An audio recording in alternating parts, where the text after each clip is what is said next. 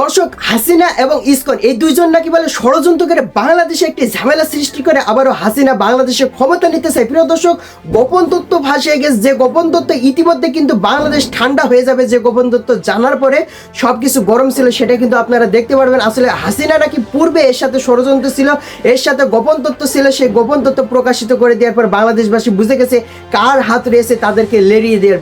প্রিয় দর্শক, যারা এই ধরনের নিউজ লাইভ দেখতে ভালোবাসেন, দেরি না করে এই চ্যানেলটি সাবস্ক্রাইব করে বেল আইকনটি অল করে রাখবেন, তাহলে দেশের সকল আপডেট খবর এবং রাজনৈতিক খবরগুলো সবার আগে এক ভিডিওর মাধ্যমে আপনি দেখতে পারবেন। প্রিয় দর্শক, সকলে জানেন যে হাসিনা সরকার বাংলাদেশ থেকে পলাতক হয়ে যাওয়ার পর একের পর এক কল রেকর্ড প্রকাশিত করেছে বাংলাদেশ মানুষের মাঝে বিভ্রান্তি ছড়িয়ে দেওয়ার জন্য। তিনি এমনও বলেছেন যে আমি এখনো সরকার রয়েছে, আমার পদত্যাগপত্র কেউ খুঁজে পাচ্ছে না।